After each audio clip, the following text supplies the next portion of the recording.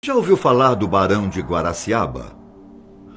Sabia que ele foi um dos homens mais ricos do Brasil, mesmo sendo um negro na época da escravidão? E já pensou por qual motivo ele tinha escravos? Hoje eu vou te mostrar como tudo isso foi possível. Eu sou Ivan Lima e vou contar um pouco mais dessa incrível história que pouca gente conhece. Francisco Paulo de Almeida, conhecido também como Barão de Guaraciaba. Nasceu na pequena cidade de Lagoa Dourada, no estado de Minas Gerais, no dia 10 de janeiro de 1826. O Brasil era um país recém-independente de Portugal, e os estados de Minas Gerais e São Paulo eram os mais ricos e influentes do país. Porém, a própria origem da família de Francisco levanta polêmica entre os historiadores, já que pouco se sabe sobre ela e como teria conquistado a sua liberdade, em uma época em que a escravidão era permitida. O que se sabe, com toda certeza, é que o seu pai era um comerciante, chamado Antônio José de Almeida. Sua mãe foi registrada em sua certidão de nascimento apenas como Palolina. Porém, acredita-se que isso tenha sido um erro de registro, já que há consenso que ela se chamava Galdina. Já outros historiadores apontam que Galdina era uma escrava. O maior problema disso tudo é que não se tem nenhum registro de que Francisco fosse filho de escravos e, portanto, não é possível afirmar nada sobre sua origem. De qualquer forma, se sabe que ele era descendente de negros, no período da escravidão. Quando era adolescente, decidiu aprender uma profissão. Então se tornou um ourives, produzindo botões e abotoaduras especiais. Como morava em Minas Gerais, pedras preciosas e materiais como ouro e prata eram abundantes. Logo, nessa época, ser ourives era muito comum. E além de ter aprendido a profissão de ourives, Francisco tocava violino em eventos como enterros. Isso gerava uma pequena renda extra e ainda permitia que ele pudesse levar as velas restantes para casa, para poder estudar à noite.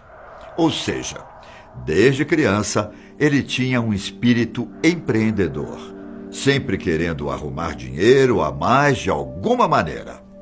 Mas, quando fez 15 anos, ele largou tudo para ser tropeiro, conduzindo rebanhos de Minas ao Rio de Janeiro. Nessas idas e vindas, conseguiu fazer uma boa grana ao comprar e vender gado.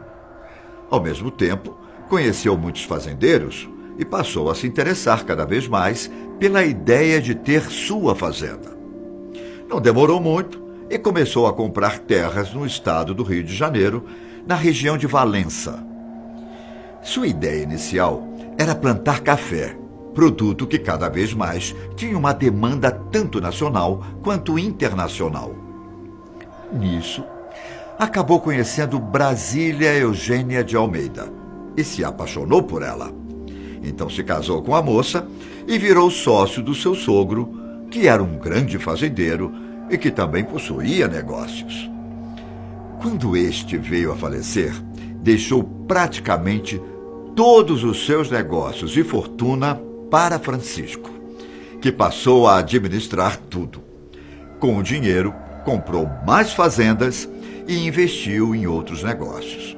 Por conta dessas aplicações, ele acabou fazendo sua fortuna crescer vertiginosamente. Para você ter ideia, no auge, ele chegou a ter cerca de 700 mil contos de réis em bens, negócios e dinheiro. Isso daria a ele um status de bilionário nos dias de hoje. E é aqui a parte que pode chocar algumas pessoas ou deixar você um pouco confuso. Francisco utilizava a mão de obra escrava em suas fazendas. Somente em uma propriedade, na cidade de Valença, trabalhavam 200 escravos. Alguns historiadores estimam que, somando todas as terras de Francisco, mais de 1.000 escravos poderiam ter o Barão de Guaraciaba como dono. Historicamente falando, na época em que Francisco tinha seus escravos, o trabalho nas fazendas de café e também nas que produziam cana-de-açúcar era considerado um tipo de trabalho que deveria ser feito por escravos.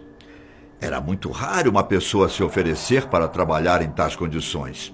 E ainda mais raro algum fazendeiro querer remunerar alguém para plantar ou colher. Ou seja, apesar de parecer contraditório, essa prática era vista como algo absolutamente normal. Por mais que Francisco pudesse se esforçar, seria impossível, naquele momento, arrumar pessoas dispostas a trabalhar nas fazendas.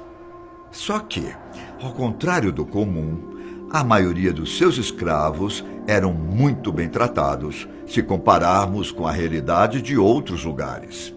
Tanto que muitos permaneceram com ele após a abolição. Aliás, esse cenário de escravidão no Brasil demorou muito a acabar. Apesar de que, em boa parte do resto do mundo, a escravidão já fosse vista como algo bárbaro e desumano, por aqui, continuava a ser um dos países com o maior número de escravos do mundo. Muitas nações declararam o transporte de navios de escravo como crime e incentivavam seus navios a impedirem esse comércio. O governo brasileiro vivia um grande dilema. Era pressionado externamente a acabar com a escravidão, sendo que ameaças de boicote a produtos brasileiros eram feitas constantemente. Ao mesmo tempo, o movimento abolicionista ia aos poucos ganhando força no país. Por outro lado, a maioria dos grandes latifundiários e homens poderosos eram contra a abolição. E a monarquia sabia que contrariar essas pessoas poderia ser o seu fim. No dia 13 de maio de 1888, a princesa Isabel sancionou a Lei Áurea, colocando fim à escravidão. Foi a partir daí que se começou a incentivar a vinda de imigrantes ao Brasil, para poderem trabalhar nas terras onde muitos, até então, se recusavam a atuar. Nesse momento, o Brasil começou a ver uma grande chegada de italianos, alemães, poloneses e japoneses que buscavam uma nova vida em um país que prometia ser uma grande nação do futuro. Mas vamos voltar à história de Francisco. Pouco tempo depois de aumentar a sua quantidade de fazendas, ele decidiu que era hora de novamente expandir os seus negócios. Juntamente com outros sócios e fazendeiros, com quem tinha boas relações de negócios, fundou 2 grandes bancos da época: o Mercantil de Minas Gerais e o Banco de Crédito Real de Minas Gerais. O então fazendeiro tornava-se também um banqueiro. E você pensa que a sua sede por novos negócios terminaria por aí? Não. Francisco começou a perceber que o Brasil caminhava por uma grande expansão de sua malha ferroviária. A ideia era poder escoar o café produzido no interior do país para os portos, como o de Santos, no litoral do estado de São Paulo. Com todos esses investimentos, ele passou a ganhar um certo destaque e passou a ser assunto dentro da família real brasileira. Em 1883, uma das ferrovias nas quais ele investiu dinheiro foi inaugurada por Dom Pedro II. A partir desse momento, começou uma boa relação entre ele e a família real. Já em 1887, por ser um homem muito rico e de acordo com a justificativa da princesa Isabel, por ter merecido e ser digno, ele recebeu o título de Barão de Guaraciaba, o primeiro negro a receber tal honraria. Ele também participou do investimento da primeira hidrelétrica a ser construída no Brasil, na cidade de Juiz de Fora, em Minas Gerais. Ou seja, o homem sempre se mostrou um visionário. Já a sua vida privada era cercada de luxos. Francisco se vestia bem, viajava à Europa sempre que podia, inclusive mandando seus filhos para estudar em Paris. Ele também tinha grandes propriedades. Uma das mais famosas era o Palácio Amarelo, sua residência na cidade de Petrópolis, no Rio de Janeiro, que anos depois acabou se transformando na Câmara Municipal. Porém, apesar de toda essa fortuna acumulada, ele sofreu bastante com o racismo. Assim como ele, alguns outros negros conseguiram obter títulos de barão. A maioria deles teve de comprar os seus títulos e passaram a ser chamados de barões do chocolate. Isso não impedia que muitos nobres e grandes empresários evitassem Francisco e, sempre que pudessem, se esforçassem para prejudicar os seus negócios. Só que em 1889, a instabilidade política estava muito grande no Brasil.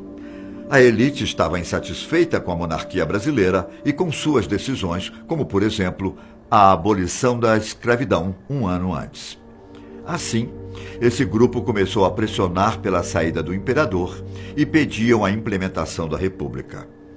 Quando o movimento ganhou o apoio do exército, um golpe de Estado foi dado e o Brasil se tornou uma república. A família real foi exilada e uma nova realidade política passou a tomar conta do Brasil. Os estados de Minas Gerais e São Paulo passaram a disputar o poder do país naquilo que ficaria conhecido como política do café com leite. Já mais velho e enfraquecido pela saída da família real, Francisco começou a desacelerar o seu ritmo. Aos poucos, foi vendendo boa parte de suas empresas e fazendas. Ele acabou morrendo em 1901, com 75 anos de idade, na casa de sua filha, com quem passou a morar nos últimos momentos de vida. Entretanto, mesmo após sua morte, ele ainda deixou uma grande fortuna para seus herdeiros. Entre os herdeiros estavam seus filhos e alguns daqueles ex-escravos citados anteriormente, que trabalharam para ele mesmo após a abolição da escravidão. Eu vou ficando por aqui. Até um próximo vídeo. Tchau.